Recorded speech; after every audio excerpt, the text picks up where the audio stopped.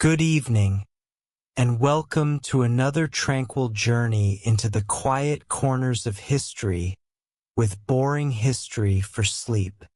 Tonight, we invite you to settle into a world of wax tablets and papyrus scrolls, where the Roman Empire's vast bureaucracy hummed with the steady rhythm of record-keeping.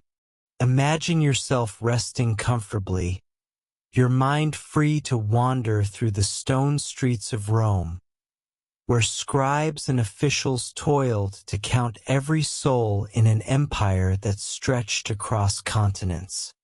This is not a tale of emperors or battles, but of the uncelebrated labor of those who tallied names, taxes, and lives. A process as relentless as the tides. Close your eyes, breathe deeply, and let the rhythm of their work carry you into a peaceful calm. Our story begins in the heart of the Roman Empire, where the census was the backbone of order, a monumental task that bound millions to the will of Rome. Tonight, we'll walk through the daily routines of those who made it possible, meet a figure whose life was shaped by these records, uncover the mysteries of lost archives, and explore the lives touched by this quiet machinery. There's no rush. Each detail unfolds slowly, like the scratch of a quill on wax. So, let's begin with the daily life of the scribes and workers who kept the census alive, their days filled with the steady, unhurried rhythm of their tasks. Imagine yourself standing in a bustling Roman city, perhaps Rome itself in the 1st century AD. The air is thick with the scent of olive oil and fresh-baked bread, mingling with the faint tang of ink and dust from a nearby basilica. Around you, the streets hum with the clatter of carts and the murmur of voices, but our focus is on a quieter figure, a scribe named Gaius, whose life is bound to the endless task of the Roman census.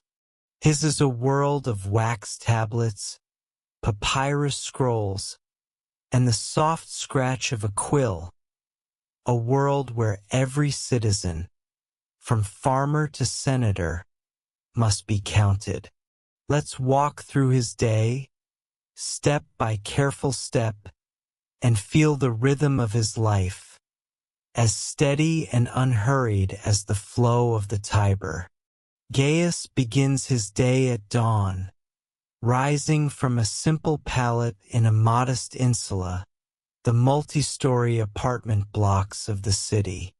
Picture him pulling on a worn tunic, its fibers rough against his skin, and slipping into sandals that bear the dust of countless walks to the forum.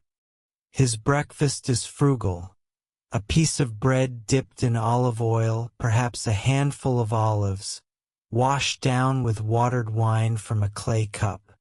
The air in his small room is cool, heavy with the scent of wax and the faint must of stored scrolls.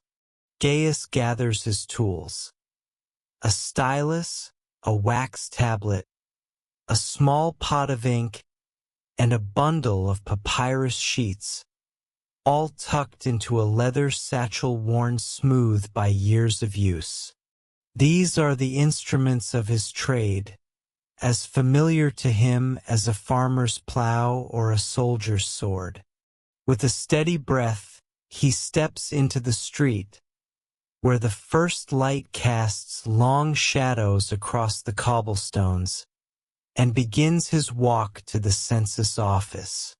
The census office is a modest room within a stone basilica, its walls lined with shelves sagging under the weight of scrolls and tablets.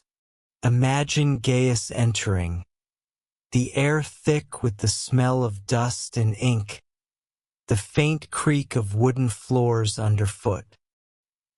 He settles at a low wooden table, its surface scarred from years of use, and opens his wax tablet, its smooth surface etched with faint lines from previous entries. His task is to record the details of Rome's citizens: names, ages, occupations, and taxable wealth, a process that binds the empire together, from the villas of the elite to the hovels of the poor. The work is repetitive, almost meditative, each stroke of his stylus a small act of order in a sprawling world. Gaius's day is governed by the rhythm of the census. Picture him dipping his quill into a clay ink pot, the black liquid glistening faintly as he transcribes data from a citizen's declaration. A farmer stands before him, his hands rough from tilling fields, reporting his household: 3 children, a wife, 2 oxen, and a small plot of land. Gaius writes carefully, his stylus scratching softly, the wax yielding under its point. The farmer's voice is low, recounting his modest wealth, and Gaius nods, his face calm, his movements unhurried. Each entry must be precise. Mistakes could mean a missed tax payment or a dispute with a local official, a quiet ripple in the empire's machinery. The work is not solitary, though it feels so at times. Around Gaius, other scribes bend over their tablets, their quills moving in unison, like the steady beat of a drum. The room hums with the soft rustle of papyrus, the occasional clink of an ink pot, and the murmur of officials discussing numbers.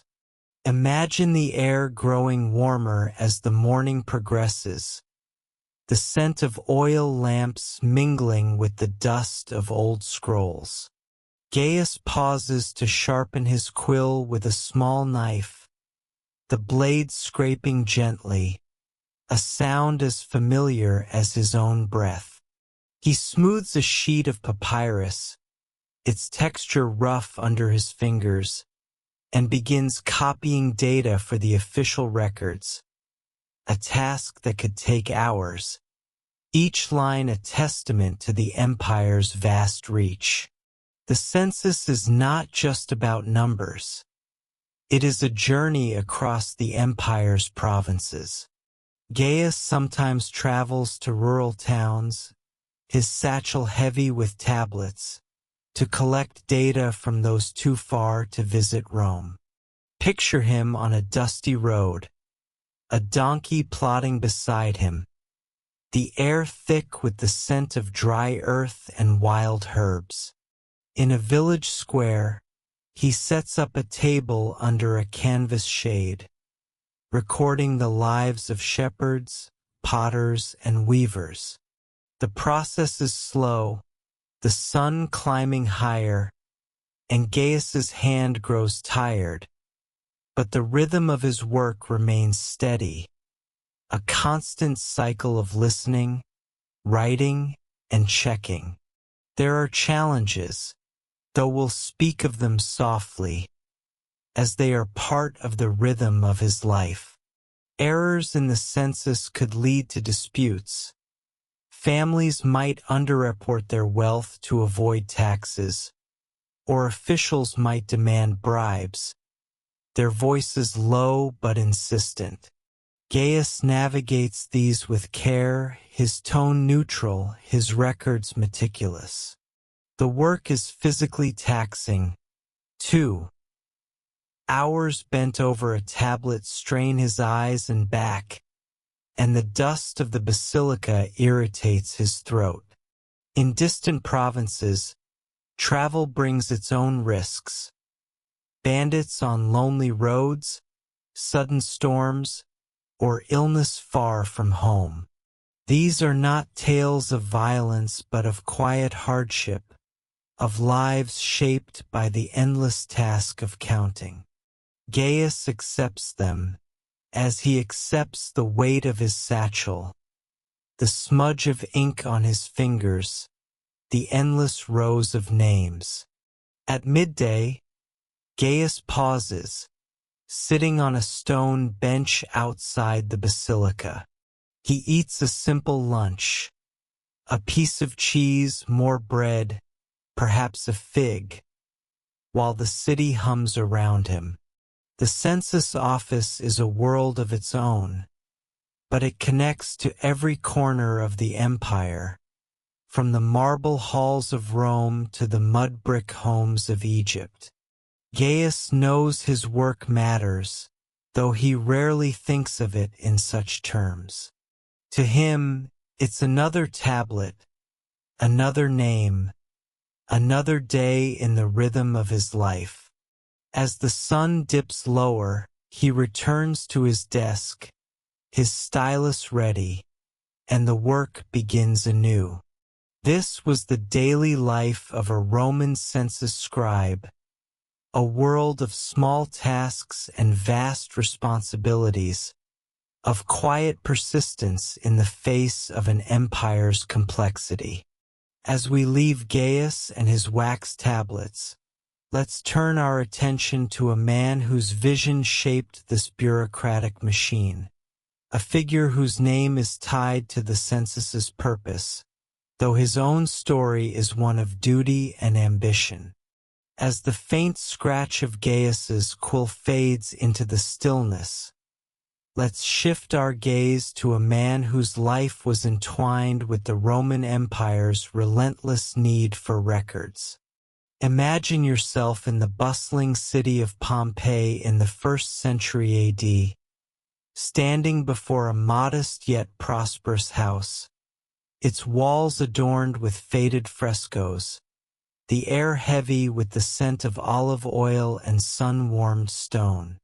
This is the home of Lucius Caecilius Iucundus, a banker and record-keeper whose meticulous tablets offer a window into the world of the Roman census. His story is not one of grand conquests or imperial decrees, but of quiet precision, of a life spent tallying the wealth and lives of a city. Let's walk through his days, step by careful step, and feel the rhythm of his work, as steady as the pulse of the empire itself. Picture Lucius in the year 60 AD, a man of middle age, his face lined from years of squinting at wax tablets under flickering lamplight. His house, nestled in Pompeii's busy streets, is both home and office, its atrium open to clients seeking loans or settling debts. The air carries the faint tang of ink and the musty smell of stored papyrus, mingled with the warmth of a brazier burning low. Lucius is no senator or general, but a freedman's son, a man who has carved a place in Pompeii's elite through diligence and care. His wealth comes not from land or conquest, but from the trust he builds, his records a testament to the lives of those around him. The census, though not his sole task, is a cornerstone of his work, binding his ledgers to the empire's greater purpose.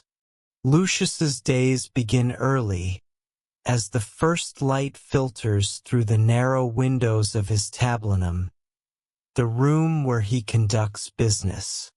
Imagine him seated at a wooden desk, its surface worn smooth, surrounded by neat stacks of wax tablets and rolls of papyrus. His tunic is simple but well-made, its folds catching the morning light as he dips a stylus into a clay inkpot. His task today is to prepare for the census, a process that requires him to verify the wealth of Pompeii's citizens. Merchants, artisans, landowners, who will report their assets to imperial officials. Each tablet he writes is a small piece of the empire's vast puzzle, a record of property, slaves, and livestock that will travel to Rome, where it will shape taxes and military levies. The census is a monumental task, and Lucius's role is to bridge the local and the imperial. Picture him meeting a client, a wine merchant perhaps, whose hands smell faintly of grapes as he presents a list of his vineyards and amphorae. Lucius listens, his face calm, his stylus moving steadily as he records the details. 10 acres, 20 slaves, 100 jars of wine. The merchant's voice is anxious, wary of over-reporting, but Lucius is precise, his entries clear and unerring.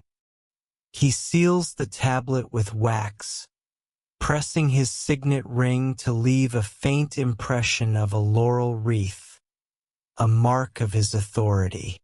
The air is warm now, the room filled with the soft rustle of papyrus and the occasional clink of coins as another client pays a debt. Lucius's work is not just about numbers. It's about people. Imagine him walking through Pompey's Forum, the air thick with the scent of fish sauce and fresh bread from nearby stalls. He nods to shopkeepers, greets landowners, and listens to their complaints about the census. Taxes too high, records too slow. His role as a banker makes him a trusted intermediary, someone who can translate the empire's demands into terms the locals understand. He carries a wax tablet, jotting notes as he goes, his steps measured, his presence unassuming yet essential.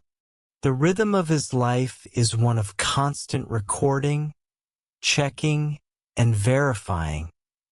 Each task a small thread in the empire's bureaucratic tapestry. The challenges of this work are many, though we'll speak of them softly, as they are part of his world. Errors in the census could lead to disputes, and Lucius knows the consequences of a mistake. A merchant might face ruinous taxes. A family might lose their land. He checks each entry twice, his eyes straining in the dim light, his fingers smudged with ink. There are other pressures, too, spoken of in hushed tones. Officials demanding bribes, clients hiding assets, or the quiet threat of imperial scrutiny if records don't align. The census could also stir unrest, as citizens resented the intrusion into their lives. In distant provinces, resistance sometimes turned to violence, though in Pompeii, it's more likely a grumbled complaint or a slammed door. These tensions are not dramatic but persistent, a constant undercurrent in Lucius's work. Yet there is pride in his precision. Picture Lucius at dusk, his tablinum now lit by a single oil lamp, its flame casting soft shadows across the walls. He reviews his tablets, ensuring each name and number is correct, each seal intact. His records, over 100 wax tablets found centuries later in his home, capture the lives of Pompey's people. Their debts, their properties, their hopes. These tablets are not just for the census but for his own business, a ledger of loans and payments that tie him to the community. He knows that his work, though tedious, supports the empire's stability, ensuring taxes are paid, armies are funded, and roads are built. It's a quiet legacy, one he rarely considers, but it shapes his days. Lucius's life is not without its comforts. Imagine him pausing for a meal in his dining room, reclining on a cushioned couch, the air scented with roasted meat and herbs. His wealth allows small luxuries, a fine wine, a mosaic floor, but his heart remains in his work, in the rhythm of his tablets and scrolls. His story ends tragically, though we'll speak of it gently. In 79 AD, Vesuvius erupts, burying Pompeii and Lucius's records under ash. His tablets survive, a testament to his diligence, but his life, like so many others, is lost to the mountain's shadow. This is not a tale of sorrow but of impermanence, of a man whose work outlived him. This is Lucius Caecilius Iucundus, a man whose quiet precision helped count an empire. As we leave his tablinum, let's turn our gaze to the mysteries that linger in the census records. Lost archives, forgotten names, and the culture that grew around this bureaucratic machine. As the faint rustle of Lucius's papyrus fades into the quiet, let's imagine ourselves wandering through the ruins of a Roman city, perhaps Pompeii or Ostia, where the air carries the scent of ancient stone and dry earth. Before us lies a crumbled archive, its shelves long collapsed, the scrolls and tablets buried beneath centuries of dust. These are the remnants of the Roman census, the empire's attempt to count its millions, now reduced to fragments and whispers. Tonight, we'll explore the mysteries of these lost records, the tablets that vanished, the archives that crumbled, and the culture that grew around the act of counting.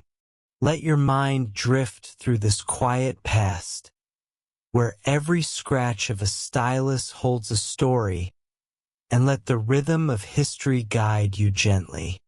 The Roman census was a monumental task, and its records were as vast as the empire itself. Picture a vast basilica in Rome, its stone walls cool to the touch, its shelves lined with thousands of papyrus scrolls and wax tablets. The air is thick with the musty scent of old paper and the faint tang of wax, the silence broken only by the soft tread of scribes. These records held the empire's lifeblood. Names, properties, taxes, all meticulously noted to fund armies, build roads, and maintain order. Yet so many of these records are lost, swallowed by time, fire, or flood. Imagine a historian today, standing in a museum, holding a single clay tablet, its surface etched with faded names. What happened to the rest? Where are the scrolls that counted the people of Gaul or Egypt? These are the mysteries that linger, not with urgency, but with a quiet pull, like a half-remembered dream. Archaeology offers glimpses into this lost world. Picture an excavation in a provincial town, perhaps in the sands of Egypt, where the air is warm and dry, the ground yielding secrets slowly. An archaeologist brushes away dust to reveal a clay tablet, its surface cracked but legible, listing a family's possessions.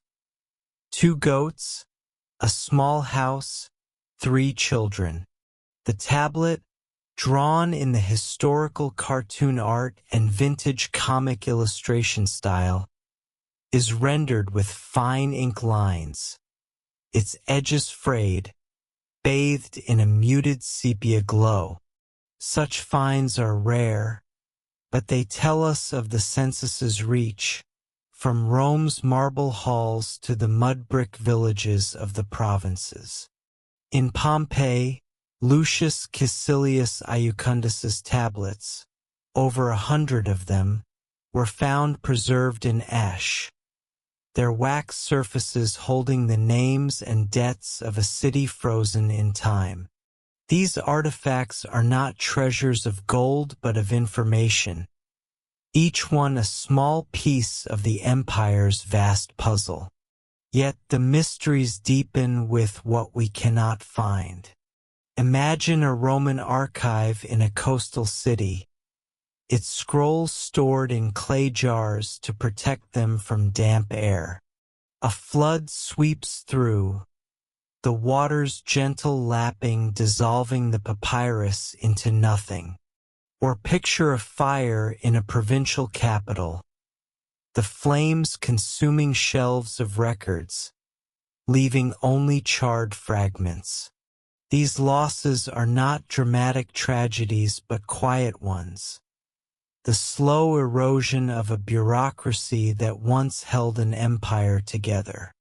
Some records were deliberately destroyed, tax dodgers burning scrolls to hide their wealth, or rebels targeting archives to disrupt Rome's control. We'll speak softly of these acts, noting only their impact. Communities left uncounted, taxes uncollected, lives slipping through the cracks of history. The culture of the census is another layer of this story, a world shaped by the rhythm of record-keeping. Picture a small census office in a provincial town, its wooden door creaking as citizens enter to declare their households. The air smells of wax and dust, and the scribe, perhaps like Gaius, sits at a table, his stylus moving with practiced ease. This act of counting was more than bureaucracy. It was a ritual, a way for Rome to assert its presence across vast distances. Citizens felt the empire's gaze, whether they were wealthy senators in Rome or shepherds in Judea. The census bound them together, creating a shared identity, however grudgingly accepted. In the historical cartoon art and vintage comic illustration style, this office is drawn with muted browns and greens, the scribe's tablet glowing faintly under lamplight, cross-hatched shadows adding depth. This culture extended to the scribes themselves, a community of quiet diligence. Imagine them sharing stories over a simple meal, their hands stained with ink, their voices low as they discuss the quirks of their work. Merchants who lied about their wealth, or tablets lost to a clumsy apprentice. Their lives were shaped by the census's rhythm, a cycle of writing, checking, and sealing that became almost meditative. They took pride in their precision, knowing their records would reach Rome, where they would be studied by men of power. Yet they also knew the limits of their work. Scrolls could be misfiled, tablets could crack, and the empire's vastness made perfection impossible. The census's cultural impact reached beyond the scribes to the people they counted. In villages, the arrival of a census official was an event, marked by murmurs of unease. Picture a farmer standing in a dusty square, his hands rough from plowing, reporting his meager possessions to a scribe.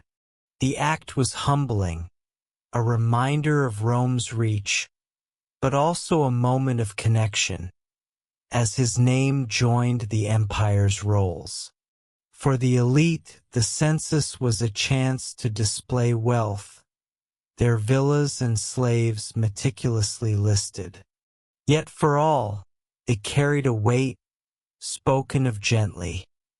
The taxes that followed could strain a family's resources, and errors could lead to disputes or penalties.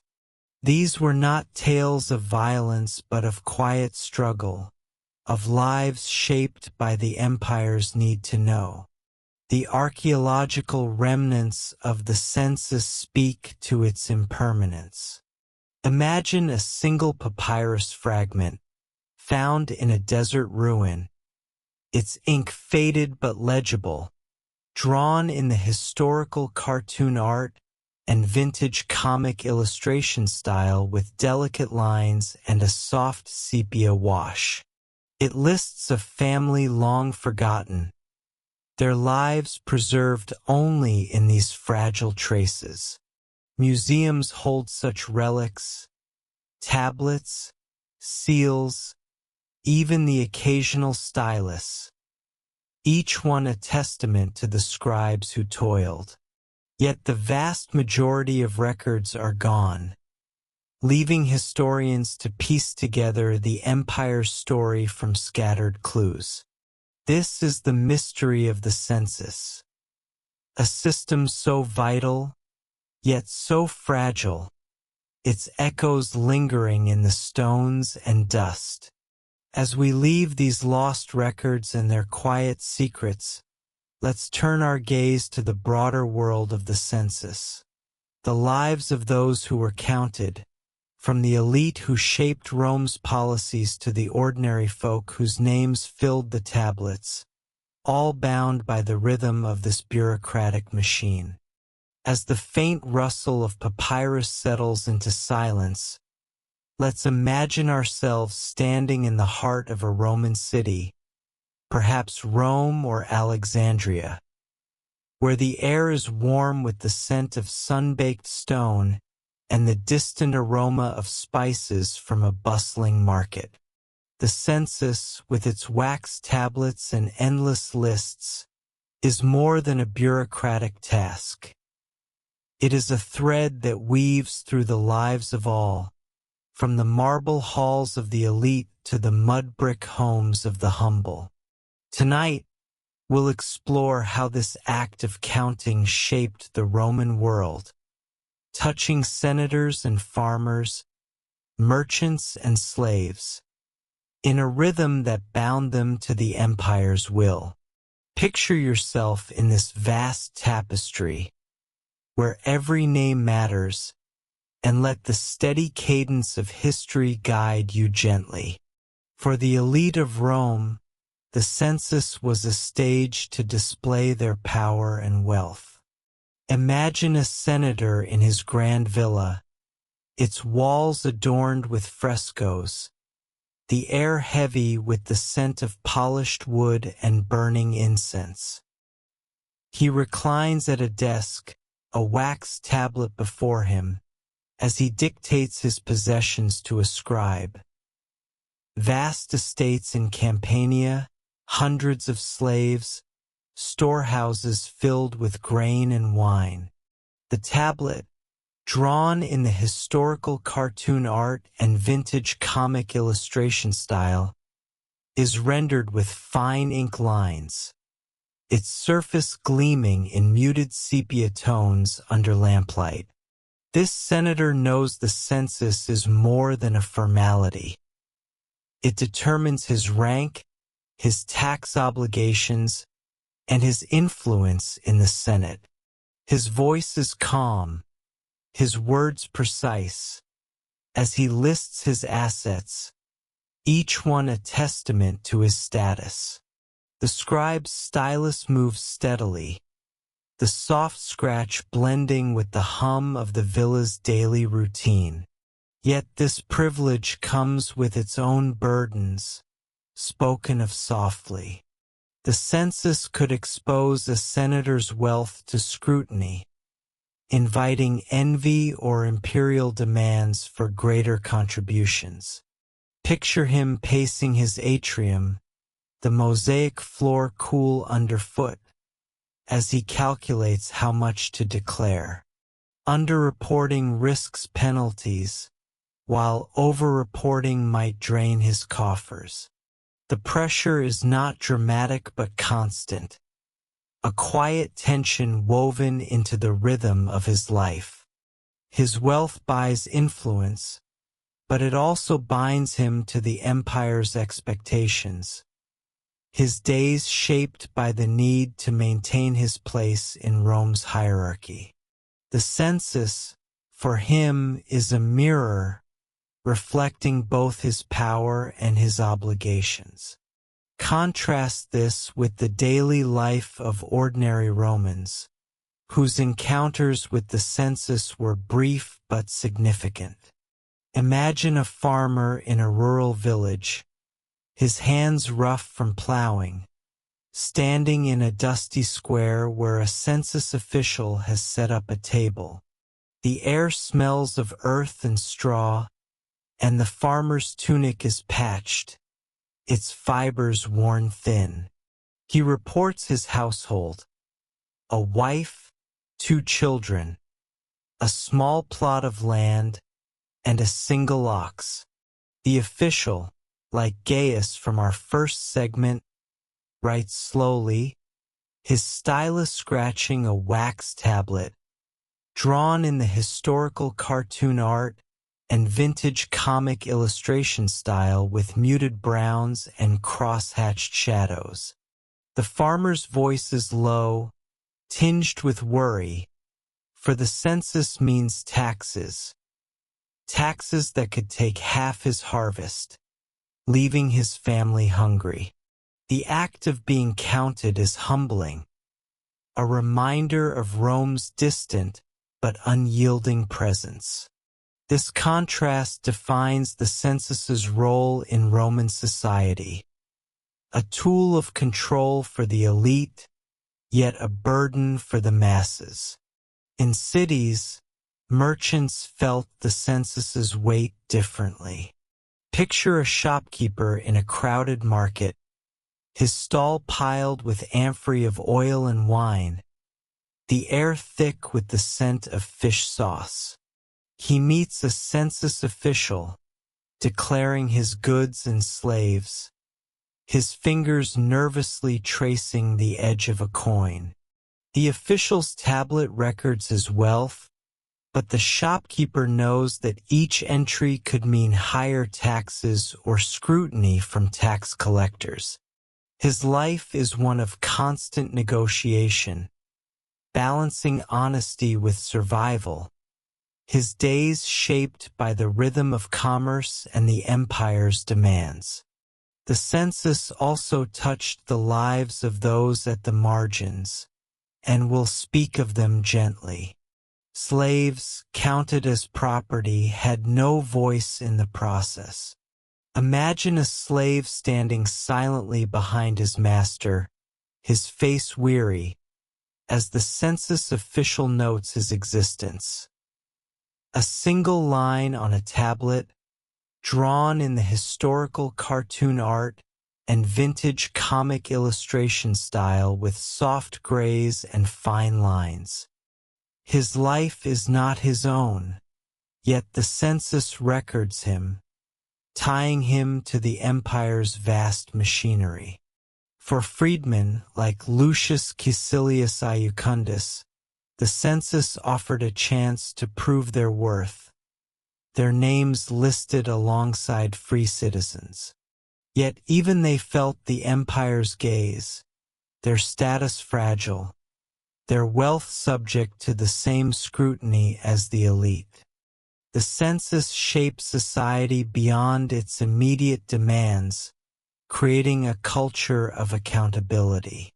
In towns across the empire, notices carved in stone or posted on walls announced census deadlines, drawn in the historical cartoon art and vintage comic illustration style with faded sepia tones and weathered textures. Citizens gathered to read them, their murmurs filling the air, some grumbling about taxes, others relieved to be counted accurately. The census was a ritual, a moment when the empire asserted its presence, from the bustling forums of Rome to the quiet villages of Britannia.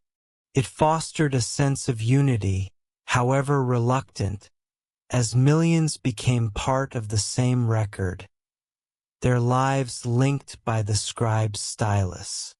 Yet the census could stir unease, and we'll touch on this softly.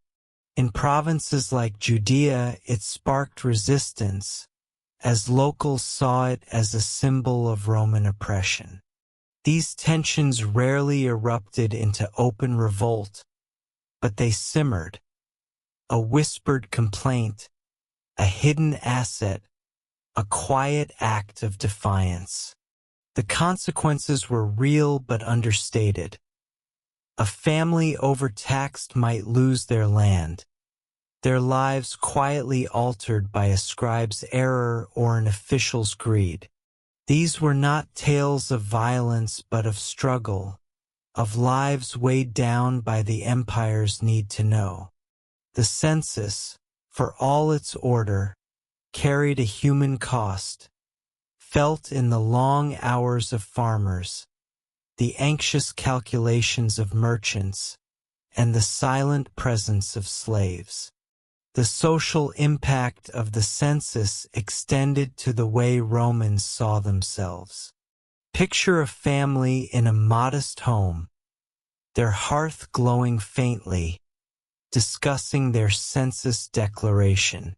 The act of being counted made them part of something larger, a vast empire that stretched from the Atlantic to the Euphrates. It changed how they thought of time and obligation, their lives tied to Rome's rhythm. For the elite, it was a chance to affirm their place. For the humble, it was a reminder of their duties.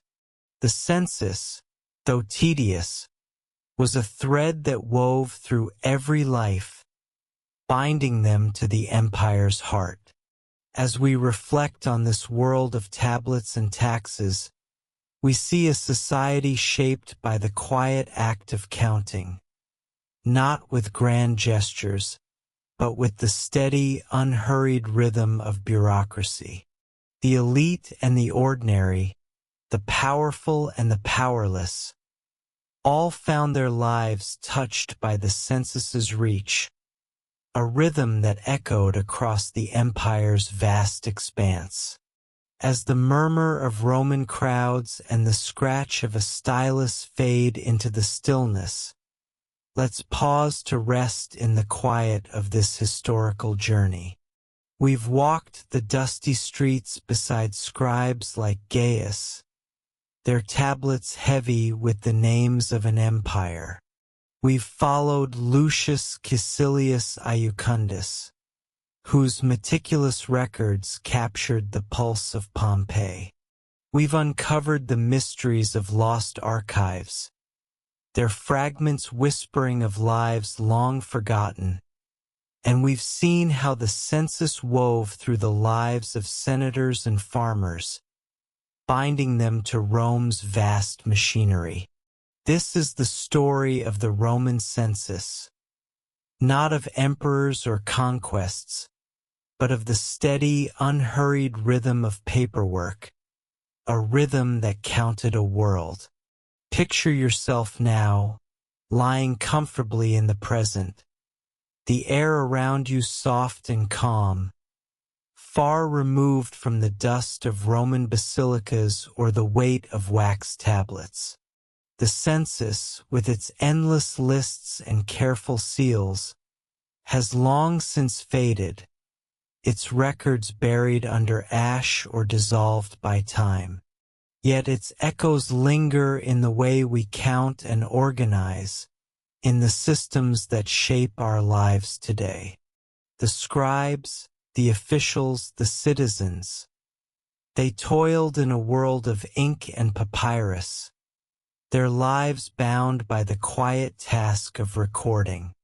Their work, though tedious, was a thread that held an empire together, a testament to the human need to know, to measure, to connect. As you drift towards sleep, let the weight of this history settle gently around you, like a soft blanket on a cool evening.